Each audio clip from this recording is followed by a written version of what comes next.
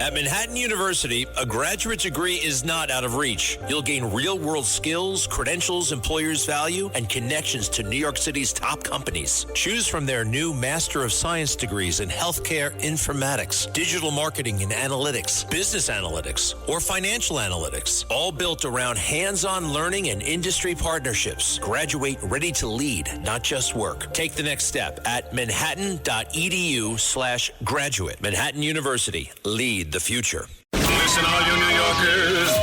Excuse me, taxi. Okay, man, we're looking around. This is the 77 WABC minicast.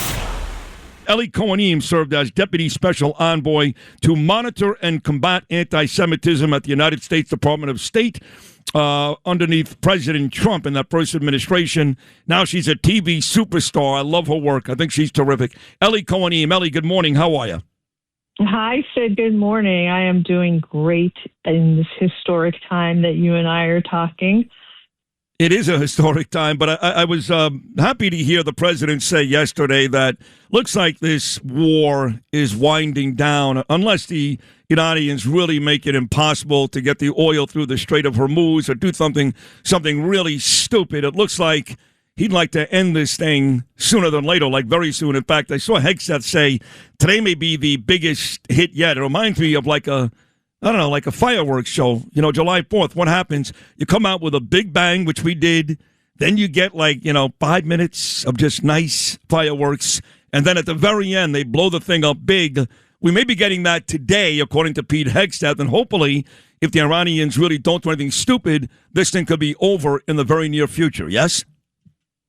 Yeah, I agree that it could be over in the near future in the scale of how something like Operation Epic Fury normally works. But I do want to caution the American people from wanting to wrap this up before we've achieved all of our military objectives. And I say that because we have to keep in mind the Islamic Republic of Iran's regime spent 47 years building up this war machine that they have, right? All of this ballistic missile capabilities, the umbrella that Secretary Rubio was saying that they were building up to create a situation where when they would race to the nuclear bomb, then it would be impossible for the United States and for anyone to stop them. So again, they had 47 years to build up this huge arsenal and their ability to produce more missiles, etc. And so we also do need to give our armed forces, our military, which is the best in the world, we need to give them the time they need to do this right, to achieve all the objectives. Well, it's funny you say achieve all the objectives because I get asked this all the time. I'm not the smartest guy out there, okay? I'm not you. And they go, what does victory look like, Sid?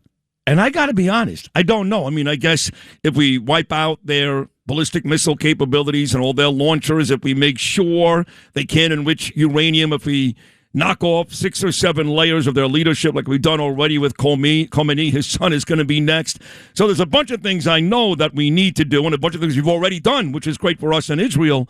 But when I ask the question, what does victory look like? That's a tough question, no? Well, the president told us in that very first video message what he was expecting us to achieve in Operation Epic Fury. And so here's what I remember. He spoke about the remnants of the nuclear program. He spoke about the ballistic missile program. He spoke about Iran's naval capabilities. And he also spoke about their terror proxy support, their terror activity in the region. So their Navy, it seems like we've pretty much completely decimated it.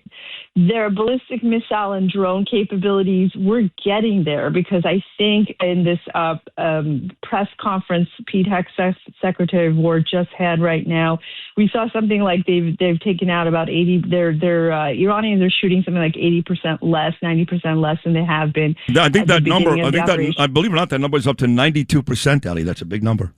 Yeah, that's a big number. The nuclear remnants, we still haven't heard, and that's really important because Steve Witkoff told us that the Iranians walked into negotiations bragging that they had something like 400 kilograms of uranium, enough to get to 11 nuclear bombs. So we're still waiting to hear about where that is stored and at what point do we go after those storage locations. And then the terror proxy activity, I think that comes at the point where we break the will of this regime and force either a new leadership or for them to raise that white flag and say, we give up. Yeah, I'm not sure that's what victory looks like. Yeah, I'm not sure they're going to do that, though. So I think what victory looks like depends on the day. And that's part of the issue with the American people, that there's no real clear-cut answer. Look, I'm all for this. I love President Trump. I love the Israeli people, too, and it broke my heart to see what happened there last weekend in Tel Aviv, in Jerusalem. I get this young lady. Her name is Gatit Patero. You'll love this, Ellie. She lives in Sderot. And I met her when I did my 1-year anniversary show from Sderot, going back a couple of years ago. And she dragged me into a bomb shelter that morning, right before the start of my show, true story. And she keeps sending me videos almost every day from different parts of Israel that are getting bombed. She actually shows me the missile on the ground. Now, people don't die every single time. Obviously, Tel Aviv, yes. Jerusalem, yes. But they're still getting bombed every single day. That Trey Yingst, he's got to get a raise in his pay. That poor guy is out there every day, right in the middle of this action. So that becomes a little tough to watch. That once again, while America is doing a very good job protecting the world, it is the Israelis, not Staten Island, right? Not Brooklyn, not Cincinnati. It's the Israelis that suffer the brunt of the anger.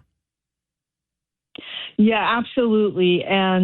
But I will tell you, and I'm curious what this young lady has been saying to you. What I'm hearing on the ground in Israel is that the Israeli spirit right now is stronger than ever, Sid, because they feel that this is the final battle. 100%. Iran was always right, the head of the octopus. Yep. It was what trained and funded all those terror proxies that had created this ring of fire around Israel.